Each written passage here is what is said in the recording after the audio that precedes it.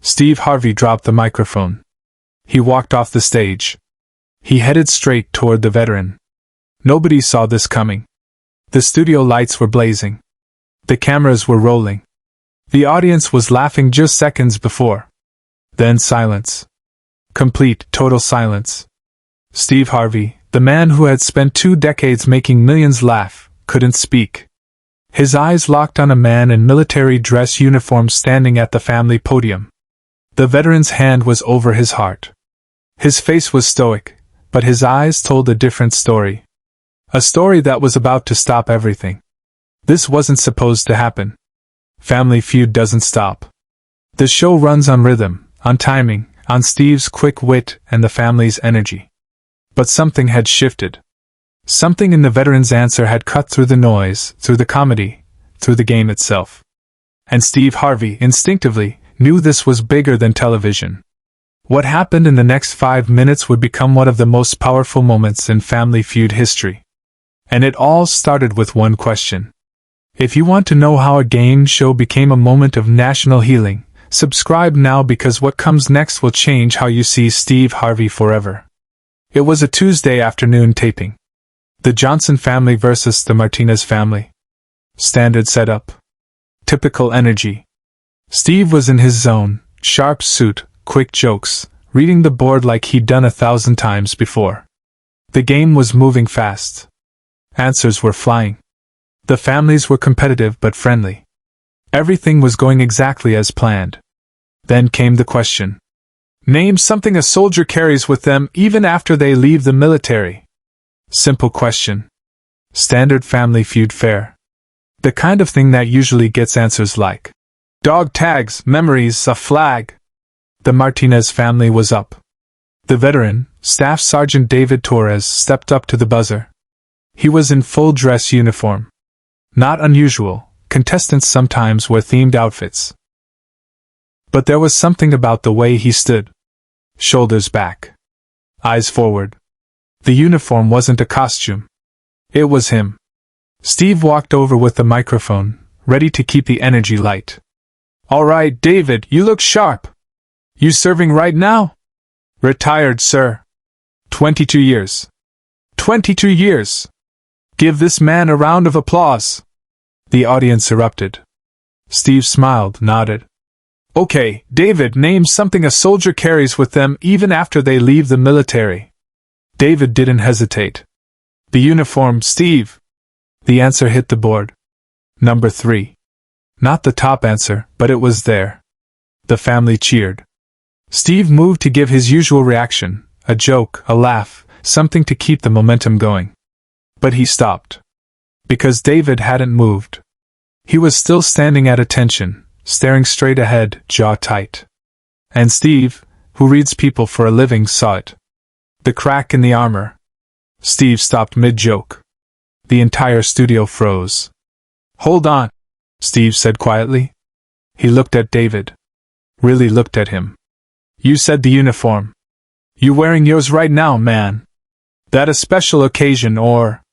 David's voice was steady, but his eyes weren't. I wear it every day, Steve. The audience murmured. Steve tilted his head. Every day? Every day. The game stopped. Producers in the control room were signaling to keep moving, but Steve wasn't paying attention. He stepped closer to David, away from the cameras, away from the board. This wasn't about the game anymore. Why?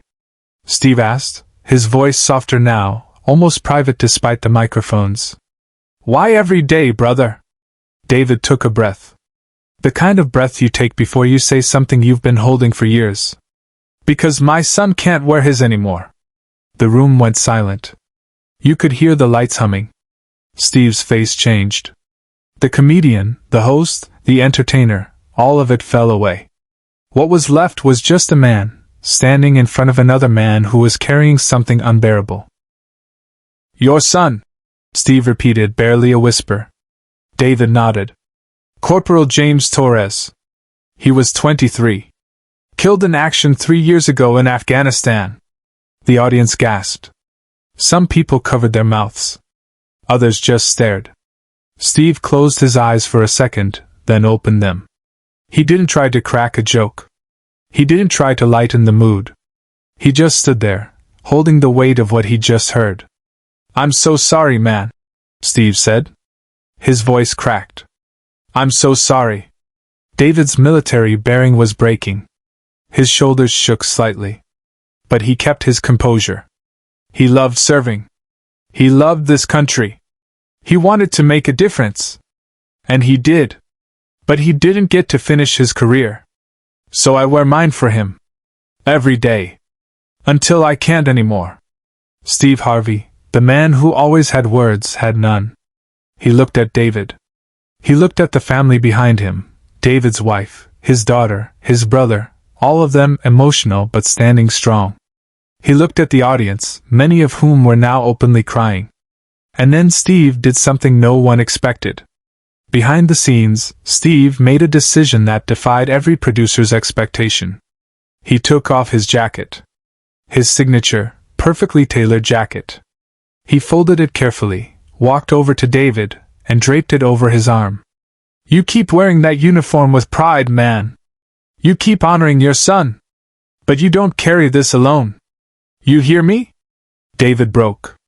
Right there, on national television, in front of millions, he broke.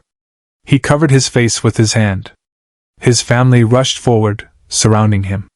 Steve wrapped his arms around all of them.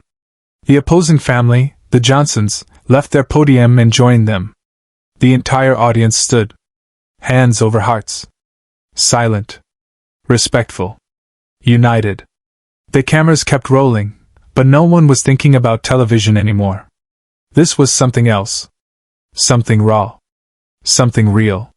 Steve held David for what felt like minutes but was probably only seconds. When he pulled back, he looked into David's eyes. "Your son's a hero. You're a hero. And we're gonna make sure everybody knows his name." David nodded, tears streaming down his face. "Thank you, Steve." "Thank you." Steve turned to the audience. "James Torres. Say his name with me." "James Torres." The entire studio echoed back. "James Torres." Again. "James Torres." The sound filled the room. It wasn't just an audience anymore. It was a community. A family. A nation remembering. Subscribe and leave a comment, because the most powerful part of this story is still ahead. After the show, Steve didn't leave. He stayed with the Torres family for over an hour. He asked about James.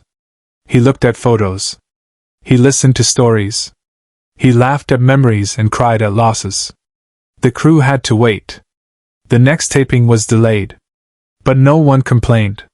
Because everyone knew they had just witnessed something that couldn't be scheduled or scripted. David told Steve about James's love for basketball. How he used to play pickup games on base. How he'd send videos home, trash-talking his dad, saying he was getting too old to keep up. Steve smiled. "Sounds like my kind of kid." David's wife, Maria, showed Steve a letter James had written before his final deployment.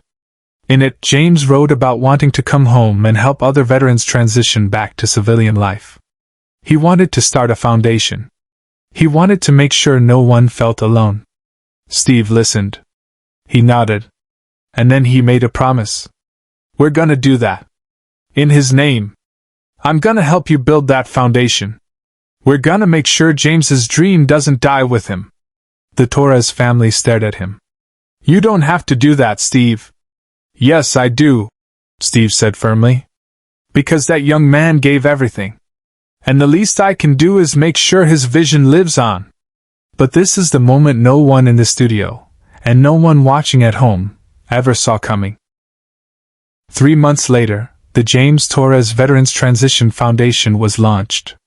Steve Harvey personally funded the initial setup. He appeared at the opening event. He brought media attention. He brought resources.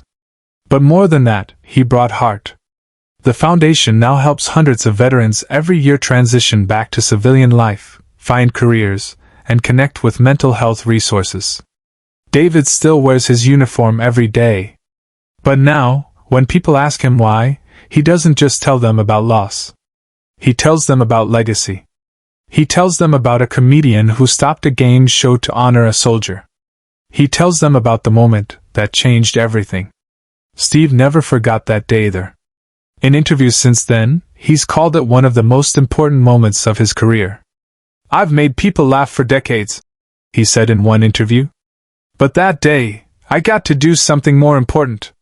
I got to honor a hero. I got to remind people that behind every uniform is a family.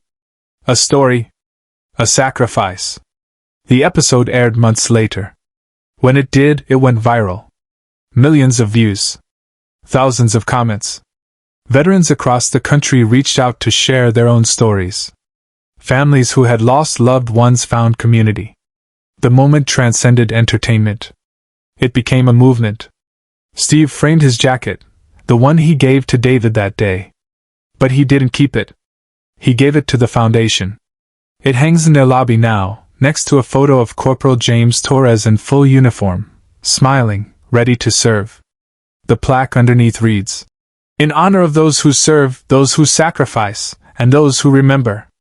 Thank you, Steve Harvey, for stopping the show and starting a movement." David visits that lobby often. He stands in front of the jacket and the photo. And every time, he remembers the day a game show host became more than a comedian. He became a brother. Share this story and subscribe. Make sure this moment is never forgotten. Family Feud resumed that day, eventually. The game continued.